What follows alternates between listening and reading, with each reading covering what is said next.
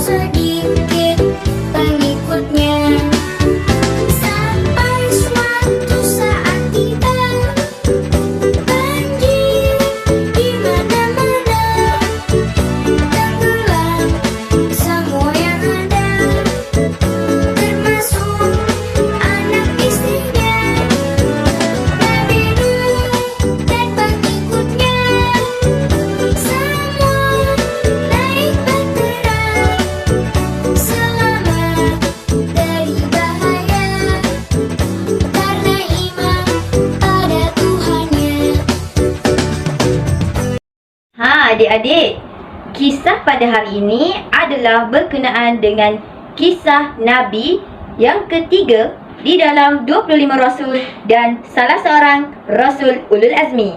Nak tahu kisah apa? Kisahnya adalah kisah Nabi Nuh alaihi salam dan bahteranya. Baiklah adik-adik, Nabi Nuh alaihi salam dan bahteranya pun bermula. Nabi Nuh alaihi salam merupakan Nabi dan Rasul yang diutuskan untuk menyebarkan agama Allah di negeri Armenia.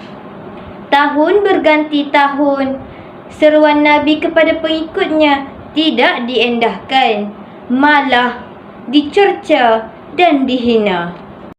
Namun, hanya sedikit pengikutnya yang beriman kepada Allah Subhanahu wa taala.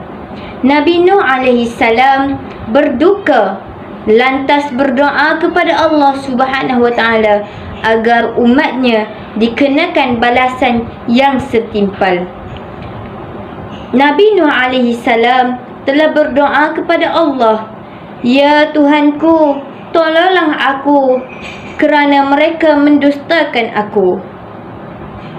Allah Subhanahu wa taala memerintahkan Nabi Nuh alaihi salam membina bahtera besar. Maka Nabi Nuh alaihi salam dan pengikut-pengikutnya membina bahtera tersebut di atas bukit.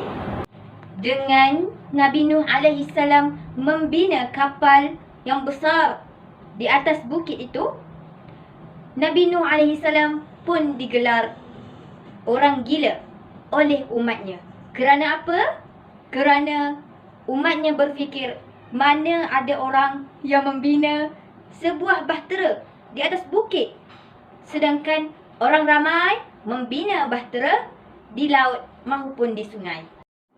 Setelah bahteranya siap, Nabi Nuh alaihi salam membawa banyak haiwan secara berpasang-pasangan, jantan dan betina, naik ke bahteranya dan diikuti ahli keluarganya dan pengikutnya yang beriman. Setelah semuanya naik ke bahtera, lalu Allah memerintahkan kepada langit supaya menurunkan hujan, memerintahkan bumi supaya mengeluarkan air daripada perut bumi. Seluruh daratan tenggelam ditelan banjir yang maha dahsyat. Air terus naik dan terus naik. Dan ini telah membinasakan kaumnya yang ingkar, termasuklah anak dan isterinya. Adik-adik, begitulah kisah Nabi Nuh alaihi salam dan bahteranya. Adik-adik, pengajarannya di sini adalah kita sebagai umat Nabi Muhammad sallallahu alaihi wasallam perlulah mematuhi setiap perintah-perintah Allah Subhanahu wa taala agar hidup kita harmoni dan tidak dibinasakan. Sampai di sini sahaja rancangan kisah Nabi pada hari ini. Jadi adik-adik, semoga kisah ini memberi pengajaran dan bermanfaat kepada kehidupan kita. Saya akhiri dengan ucapan Assalamualaikum warahmatullahi wabarakatuh.